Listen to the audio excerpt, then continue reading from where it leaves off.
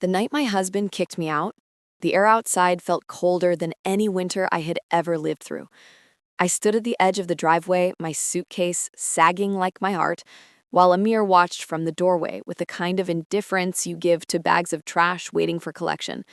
His new wife, or fiancée, or mistress, or whatever she was now, stood behind him, arms crossed, face victorious. I wish I could remember her name, but honestly, women like her are interchangeable. They come in glossy packaging with false eyelashes and borrowed confidence. He said the same line he had repeated for days. You have nothing here anymore. 14 years of marriage were apparently nothing. I walked away without looking back. I wasn't going to give either of them the satisfaction of seeing me break. But truth was, I was broken. All I had was a small backpack, my clothes, my documents, and the one item my father had left me before he died. A simple, dusty old bank card sealed inside an envelope. He had placed it in my hand with an odd seriousness. "Daughter," he had whispered, "this is not for spending. This is for surviving. Use it only when your life has burned down."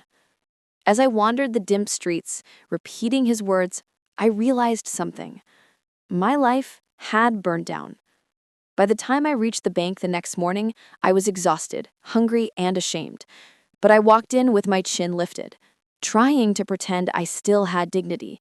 There were people lined up, filling forms, chatting, living their normal lives. I felt like an outsider, a ghost. When I reached the counter, I placed the old card down. "I need to check the balance," I said, hoping maybe my father had left a few thousand, just enough to rent a room for a week and figure out my next steps. The teller took one look at the card and froze. Her lips parted, her fingers trembled. She cleared her throat, turned to the senior officer, and whispered something urgently. Suddenly, the officer's eyes widened too. Then 2 security guards appeared, but not in a threatening way, more like escorting someone important. "Ma'am, please come with us." My stomach dropped. "Is something wrong?" No, but we need to take you to the private banking suite." Private banking suite. That was not a place where poor women abandoned by their husbands were taken. The door opened and the branch manager himself stepped inside, holding a thick brown file. His expression was unnervingly respectful. "Mrs. Rahman, or should I say, Miss Farzana Adil." He corrected himself with a nod of apology.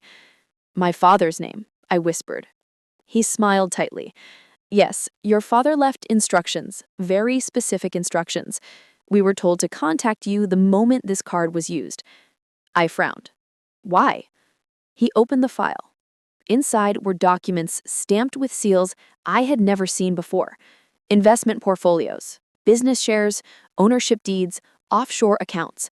Numbers so large my brain couldn't process them. "This," he said gently, "is your inheritance."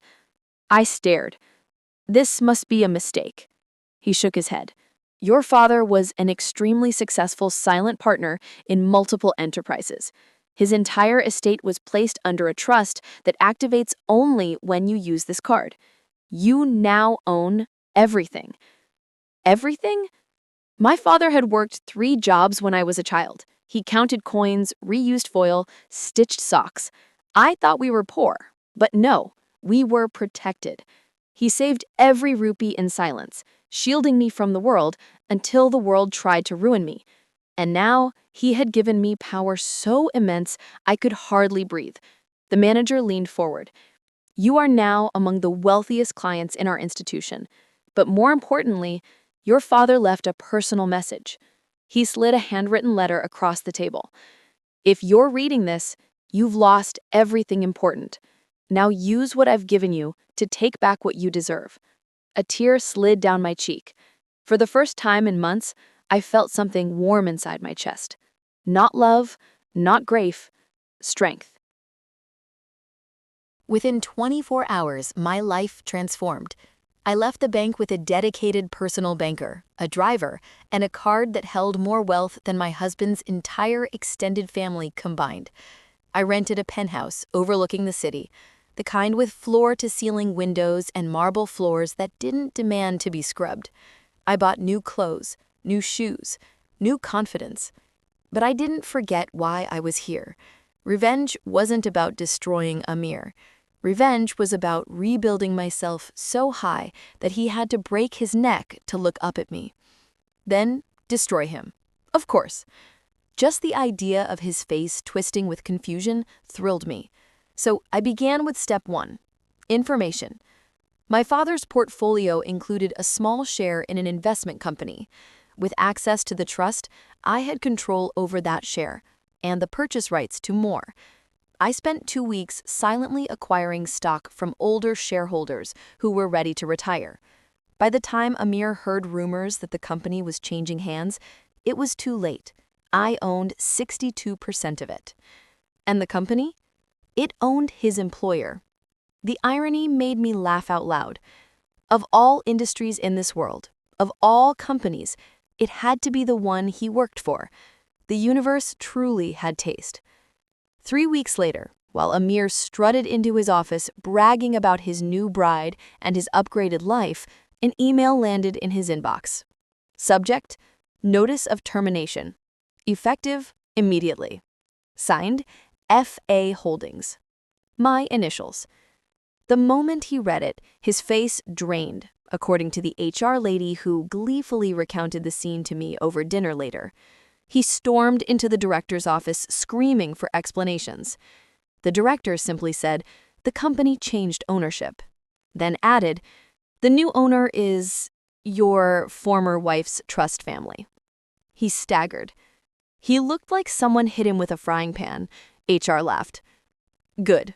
He deserved worse. But I wasn't done. Not even close.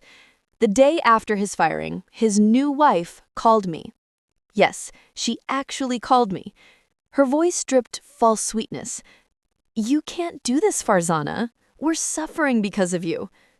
I blinked. Suffering? They kicked me out onto the street. Now they were suffering? I didn't reply. I simply ended the call. They weren't just going to suffer. They were going to crumble. My father's trust included properties I never knew existed. 2 houses, an entire commercial plaza, and a 10-acre agricultural plot. One of the houses, my favorite, was located only 3 blocks from where Amir now lived with his new wife. I bought it from the trust under my own name, renovated it, and moved in. Then I hired the best lawyer in the city, because Amir had made one mistake. He had abandoned me without divorce papers. Legally, I was still his wife, which meant his new marriage, if he had even bothered with the legalities, was void. Which meant he had committed bigamy, which meant his new darling was not wife, but other woman, and the law had plenty to say about that. My lawyer simply smiled. When should I serve the notice? I said, not yet. Let him rot a little. We began freezing his access to shared assets, the few that existed. His bank account froze. His credit card was declined. His new wife began to notice. Their fights became so loud the neighbors heard. Meanwhile, I lived across the block in peace, sipping tea on my terrace like a queen watching the downfall of a traitor. 2 months later, the inevitable happened.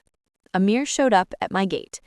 He looked nothing like the arrogant, polished man who threw me out. His hair was a mess, his clothes wrinkled, his voice desperate.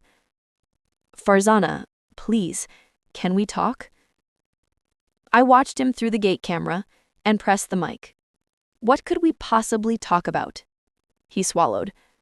You destroyed my life. No, I corrected him calmly. I matched the energy you gave me. He gripped the railing. I made a mistake. Throwing me out? I asked. No, believing she loved me. Ah, there it was. The new wife had left him.